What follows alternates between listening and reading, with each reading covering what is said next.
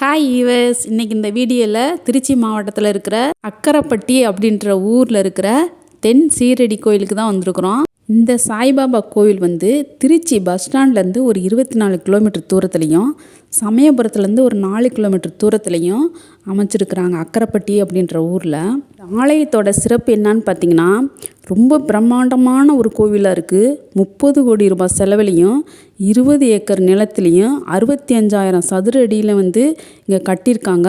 பார்க்குறதுக்கு அப்படியே சீரடியில் எப்படி இருக்கோ அதே மாதிரி இங்கே அமைச்சிருக்கிறாங்க கோவிலை. இந்த வீடியோவில் சீரடி சாய்பாபாவோட வரலாறும் மற்றும் அவரோட அற்புதங்களையும், மாமிசம் மலர்களாக ஆனதையும், காலரான்னு சொல்லக்கூடிய கொடிய நோயை அவர் நிவர்த்தி பண்ணதும், மழையை நிப்பாட்டினதும், இப்படி நிறைய அதிசயங்களை இந்த வீடியோவில் பார்க்கலாம். வீடியோ முழுசாக பாருங்கள். சாய்பாபாவோட வரலாறு என்னன்னு சொல்லி பார்த்தீங்கன்னா, மகாராஷ்டிரா மாநிலத்தில் பத்ரி நகரில் ஒரு இந்து மதத்தில் அவர் பிறந்ததாக சொல்லப்படுது. அது எப்படின்னு பார்த்தீங்கன்னா, பத்ரி நகரில் வாழ்ந்து வந்த கரிசாதே லட்சுமின்ற தம்பதிக்கு இவர் பிறக்கிறாங்க. இது ஒரு இந்துவாக பிறக்கிறாரு. ஆனால் சில நாட்கள் கழித்தவுடனே அவங்களுடைய தாயாரான லட்சுமி அம்மா கனவுல போய் இறைவன் சொல்கிறாங்க, இந்த குழந்தை தெய்வீக தன்மை கொண்டது, பிறந்த மண்ணை விட்டு வேறொரு இடத்துல தான் வளருவான். நீங்கள் காலையில் ஒரு பக்கீர் கேட்பாங்க, அவங்கள்ட்ட உங்கள் குழந்தைய கொடுத்துருங்க அப்படின்ற செய்தியை சொல்கிறாங்க. ஆனால் அதை கேட்ட தாயார் ரொம்ப மன வருத்தப்படுறாங்க, மனதுலேயே அழுகுறாங்க. காலையில் தன் குழந்தையை கேட்க பக்கீர் யாரும் வரக்கூடாது அப்படின்னு நினைக்கிறாங்க. ஆனால் விடிஞ்ச பொழுதுலேருந்தே அந்த குழந்தை ரொம்ப அழுதுகிட்டே இருக்குது. தன் குழந்தையோட அழுகைக்கு காரணம் புரியல. இருந்தாலும் தாயார் தன் குழந்தைய யாரும் கேட்டு வரக்கூடாது அப்படின்னு சொல்லி மனதுக்குள்ளே வேண்டிக்கிறாங்க. ஆனாலும் குழந்தையின் அழுகை நிற்கவே இல்லை. வாசல் பகீர் நின்ன உடனே அந்த குழந்தையோட அழுகை நின்றுது. எதுவுமே சொல்லாமல் அந்த தம்பதியர் பகீருக்கு தன்னுடைய குழந்தைய கொடுத்துட்றாங்க. பகீரும் கொண்டு போய் அந்த குழந்தைய ஒரு இஸ்லாமியராக வளர்க்குறாரு. கொஞ்ச நாள் கழிச்சோன்னே அவர் நோய்வாய்ப்பட்டு கொஞ்சம் இறக்கும் தருவாயில் மனைவியை அழைத்து பக்கத்தில் இருக்கும் கோபால்ராவ் சேஸ்கிட்ட அடைக்கலமாக போக சொல்கிறாரு. அதே மாதிரி அவர் சிறிது காலத்தில் இறந்துறாரு. அந்த பகீரோட மனைவியும் சாய்பாபாவும் அவர் சொன்ன மாதிரி கோபால்ராவ் தேஸுக்கிட்ட போய் அடைக்கலம் ஆயிடுறாங்க. கோபால்ராவ் தேஸ் என்ற வெங்குசாவிடம் தான் சாய்பாபா ரொம்ப நாள் வளர்ந்துட்டுருக்காரு. அவர் சிறு வயதில் இருக்கிறப்பே வெங்குசா அவருக்கு தெரிந்த எல்லா கலையும் எல்லா ஞானத்தையும் சாய்பாபாவுக்கு சொல்லி கொடுத்துட்றாரு. அதை விரும்பாத வெங்குசாவோட சீடர்கள் சாய்பாபா மீது நிறைய வெறுப்புணர்வு கொண்டு வராங்க. அதை புரிஞ்சிட்ட வெங்குசா சாய்பாபா அழைத்து, இனி உன்னை இங்கே கண்ட்ரோல் பண்ண யாருனாலே முடியாது, அதனால நீங்கள் சீரடிக்கு போயிரு அப்படின்னு சொல்லி உத்தரவு கொடுக்குறாரு. அதே மாதிரி சாய்பாபாவும் கோதாவரி கரையோரம் இருக்கிற சீரடிக்கு 16 வயது இளைஞனாக வர்றாரு. சாய்பாபா வந்ததுக்கு அப்புறம் தான் அவர் ஒரு நிஷ்டையில் அமர்றார் வேப்ப மரத்துக்கடியில். அந்த வேப்ப இலையெல்லாம் இனிக்க ஆரம்பிச்சிருது. அதுக்கப்புறம் தான் இவரோட புகழ் எல்லா பகுதியிலும் பரவ ஆரம்பிச்சிருது. சீரடியில் சாய்பாபா அதிக நேரத்தை வனப்பகுதியிலையும் வேப்ப மரத்துக்கடியிலையும் தான் செலவு பண்ணியிருக்காரு.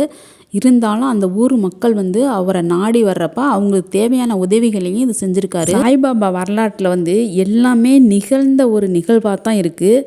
அவர் இருந்த இடத்த துவாரகா மாயி அப்படின்னு சொல்கிறதுக்கும் ஒரு காரணம் இருக்குது. தன்னுடைய சீடர் துவாரகா போகிறதுக்கு வழியை சாயிடம் கேட்குறாங்க. அப்போ தான் சாய்பாபா சொல்கிறாரு, நாம் இருக்கும் இந்த இடமே துவாரகா மாயி அப்படின்னு சொல்லி சொல்கிறாங்க.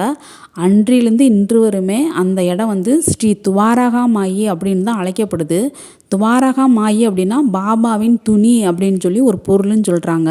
1910 தான் அவர் முதல்ல அந்த இடத்துல ஒரு நெருப்பை உண்டாக்குறாரு. அந்த நெருப்பு இன்ன வரலையுமே சீரடியில் எரிஞ்சு கொண்டே தான் இருக்குது. அதில் போடுற அந்த துணியில் கிடைக்கிற அந்த சாம்பலை தான் உதி அப்படின்னு சொல்லிட்டு பிரசாதமாகவும் திருநீராகவும் வழங்கிட்டு இருக்கு. அவர் நெருப்பை உண்டாக்கியிருக்காரு. அது இல்லாமல் தண்ணி தேவைப்படுற இடத்துல அவர் கையில் இருக்கும் தடியால் ஓங்கி அடித்தார்னா அந்த இடத்துல ஊற்று நிறைய தண்ணிகளை கொடுத்துருக்கு மக்களுக்கு. பசித்தவர்களுக்கு கண்டிப்பாக உணவு வழங்கணும் அப்படிங்கிறது சாய்பாபாவோட ஒரு பெரிய கொள்கையாக இருந்திருக்கு. அதனாலும் நோயுற்று வந்தவங்களுக்கு அவங்கள குணமாக்கி அனுப்பியிருக்காரு. மக்கள் காலரான்னு சொல்லப்படுற அந்த நோயிலேருந்து நிறைய அவதிப்பட்டிருக்காங்க. அப்போது சாய் எல்லா வைத்தியம் பண்ணியிருக்காரு. எதுவுமே கண்ட்ரோல் ஆகாதப்ப எல்லா பேர் வீட்டில் இருக்கிற கோதுமை மாவுகளை எடுத்து ஊரை சுற்றி கொட்ட சொல்லியிருக்காரு. கொட்டின மாத்திரத்தில் அந்த கொடிய நோயான கால்ரா நோய் அந்த ஊருக்குள்ளே இல்லாமல் போயிடுச்சு அப்படின்ற ஒரு வரலாறையும் சொல்கிறாங்க அவங்க சீடர்கள். ஸ்ரீ சாய்பாபாவோட வந்து நிறைய பைரவர்கள் வந்து அவர் வச்சுருந்துருக்கிறாரு. நிறையா பைரவர்களுக்கு வந்து உணவு அன்பாக வழங்கியிருக்காரு. அவருக்கு கிடைக்கிற உணவுகளை வந்து மற்ற மக்களுக்கும் கொடுத்து மீதை வந்து பைரவர்களுக்கும் கொடுத்து அவங்களையும் தன்னோட வளர்த்து கொண்டு வந்திருக்கிறாரு. நிறையா மக்கள் வந்து சீரடியில் இருக்கிறவங்க இவரை வந்து குருவாக ஏற்றுக்கிட்டாலும் சில மனிதர்கள் வந்து இவரை ஏற்றுக்கலை. அப்போ வந்து அவங்க செய்த ஒரு காரியம் என்னன்னு பார்த்தீங்கன்னா, ஒரு பெரிய தட்டில் வந்து மாமிச துண்டுகள் நிறையா வச்சு சாயிட எடுத்துகிட்டு போய் கொடுப்போம், அவர் என்ன செய்வார் பார்க்கலாம்னு சொல்லிட்டு எடுத்துகிட்டு வந்திருக்காங்க. அப்போ வந்து கொண்டு வர்ற வழியிலே வந்து அந்த மாமிச துண்டுகள் எல்லாமே பூவாக மாறி இருக்குது. சாய்பாபாவோட வந்து அவங்க திறந்து பார்க்குறப்ப எல்லாமே பூக்களாக இருந்திருக்கு. அப்போ வந்து கொண்டு வந்த நபர் அந்த கூட இருந்தவரை கேட்டிருக்காரு, நீ வந்து கரெக்டாக வந்து நான் மாமிச துண்டுகளை எடுத்து வச்சு கொண்டு வந்தேன்னு. அப்போ அவர் சொல்லியிருக்காரு, நான் இடையில திறந்து பார்க்குறப்பே இது வந்து மாமிச துண்டுகளாக தான் இருந்தது, எப்படி இப்படி பூவாக மாறுச்சுன்னு சொல்லி தெரியல அப்படின்னு சொல்லி அந்த சீடர்கள் வந்து ரொம்ப வியந்து போயிருக்காங்க. அதுக்கப்புறம் வந்து சாயோட சீடர்களாகவே அவங்க மாறிட்டாங்க. இப்படி நிறைய அற்புதங்களையும் அதிசயங்களையும் சாய்பாபா வந்து நிகழ்த்தியிருக்காரு. அப்படி நிகழ்த்தின ஒரு சம்பவம் என்னன்னு பார்த்தீங்கன்னா, வந்து சீரடியில் அதிக மழை பேஞ்சிட்டு இருந்திருக்கு. அதிகமான வெள்ளப்பெருக்கு எடுத்து நிறைய தண்ணியில் மக்கள் அவதிப்பட்டிருந்திருக்காங்க. அப்போ எல்லா மக்களும் தான் இருந்த அந்த மசூதிக்கு வந்திருக்காங்க அடைக்கலமாக. மற்ற மக்களும் நிறைய அவதிப்பட்டு இருந்திருக்காங்க. அப்போ வந்து சாய் வந்து எவ்வளோ சொல்லியுமே அந்த மழை கேட்கல. அப்போ மசூதியை விட்டு வெளியில் வந்து மேலே வானத்தை பார்த்து சொன்னாராம், அருணா பகவானே, மக்கள் வந்து நிறைய அவதிப்படுறாங்க, அதனால மழையை வந்து இதோட நிப்பாட்டிக்கோ அப்படின்னு சொல்லியிருக்காரு. மழை வந்து அப்படியே டக்குன்னு நிப்பாட்டியிருக்கு. இப்படி ஒரு அதிசயமும் சீரடியில் வந்து நிகழ்த்தியிருக்காரு. 1858 தான் ஃபஸ்ட்டு அவரை வந்து சாயின்னு சொல்லிட்டு ஒரு குருமார் வந்து அழைச்சிருக்காங்க. அன்றிலிருந்து தான் அவர் வந்து சாய்பாபா அப்படின்னு சொல்லிட்டு பேர் வழங்கப்பட்டிருக்கு. 1855 தான் முதல் முறையாக வந்து சீரடிக்கு வந்து சாய்பாபா வந்து வர்றாங்க 16 வயதில். அதுக்கப்புறம் வந்து 1858 தான் வந்து கத்தோபார் கோயிலில் இவர் வந்து முதல்ல சாய்பாபான்னு சொல்லிட்டு பேர் வச்சுருக்காங்க.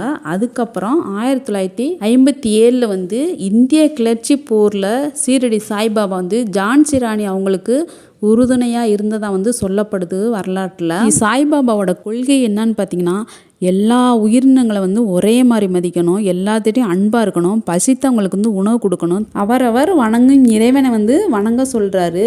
இந்து இஸ்லாமிய குருவாக வந்து திகழ்ந்திருக்காரு. பழமைவாத கருத்துக்களை வந்து ஏற்றிருக்காரு. பிற்போக்கு கருத்துக்களையும் சிந்தனைகளையும் எதிர்ப்பு தெரிவிச்சிருக்கிறாரு. மத நல்லிணக்க கருத்துக்களை வந்து ஏற்றிருக்கிறாரு. மக்களை வந்து நம்பிக்கையாகவும் பொறுமையாகவும் இருக்கணும்னு சொல்லியிருக்காரு.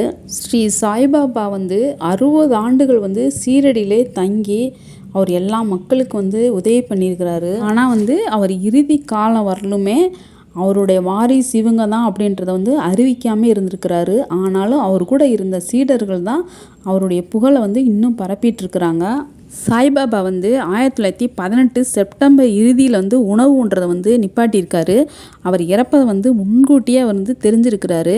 தான் வந்து உடல்நிலை குறைவால் ஏற்பட்ட பின்னாடி தன்னை வந்து யாரும் காப்பாற்றுறதுக்கு முயற்சி செய்ய வேணாம் அப்படின்றத சீடர்கள்ட்ட வந்து அறிவுறுத்தியிருக்கிறாரு.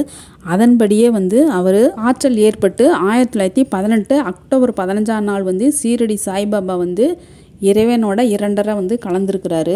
அவர் இறந்த பின்னாடி அவரை வந்து எல்லா மக்களும் ஒரு தீர்க்க தரிசியாக வந்து வணங்கிட்டு இருக்காங்க. வியாழக்கிழமை ஆனால் சீரடி சாய்பாபா தான் வணங்குறாங்க. வியாழக்கிழமையை மக்கள் ஏன் தேர்ந்தெடுத்தாங்கன்னு சொல்லி பார்த்தீங்கன்னா, சாய்பாபா வந்து சீரடியில் இருக்கிறப்ப ஸ்ரீ துவாராமாயிலிருந்து சாவடின்ற அந்த இடத்துக்கு வாரம் வியாழக்கிழமை வந்து அவர் வர தொடங்குறாரு. வியாழக்கிழமை ஆகிட்டாலே சாய்பாபா வந்து சாவடிக்கு வரும் நாள் அப்படின்றத வந்து கொண்டாட ஆரம்பிச்சிட்டாங்க சீரடியில். அந்த பெருவிழாவே மக்கள் எல்லாரும் வியாழக்கிழமை வந்து சாய்பாபாக்குரிய கிழமையாக வந்து இன்னுமே கொண்டாடிக்கிட்டு இருக்காங்க. கொஞ்சம் நூற்றாண்டுகளுக்கு முன்னாடி தான் சீரடி சாய்பாபா வந்து இறந்துருக்குறாங்க. வாழ்ந்து அற்புதங்கள் நிறையா செஞ்சு இன்னுமே மக்கள் வேண்டுற இடத்துக்கு வந்து அவங்க குறைகளை நிவர்த்தி பண்ணி அவங்கள் நோய்களை வந்து குணமாக்கிட்டு அவங்களுக்கு தேவையை பூர்த்தி செய்யும் ஒரு அற்புதமான சக்தி உள்ள சீரடி சாய்பாபா வந்து தெரியாதவங்க யாருமே இருக்க முடியாது. ஆனால் வந்து முதல்ல 1922 தான் வெளியில் வந்து சீரடியை தாண்டி கோயிலுக்கு வந்து முதல்ல அமைக்கப்பட்டது. அதுக்கப்புறம் எல்லா இடங்களையுமே அமைச்சிருக்கிறாங்க. சாய்பாபா வந்து பிடிக்கின்றவங்க, சாய்பாபா வணங்குறவங்க திருச்சி சைடு போயிருந்தீங்கன்னா தென் சீரடியில் போய் சாய்பாபா வணங்கிட்டு வாங்க. இந்த வீடியோ உங்களுக்கு பிடிச்சிருந்துச்சுன்னா ஒரு லைக் பண்ணிவிட்டு சேனலை வந்து சப்ஸ்கிரைப் பண்ணிடுங்க. உங்களுக்கு தெரிஞ்சவங்களுக்கும் ஷேர் பண்ணிவிடுங்க. அடுத்த ஒரு சூப்பரான வீடியோவில் உங்களை பார்க்குறேன். பாய் பாய்.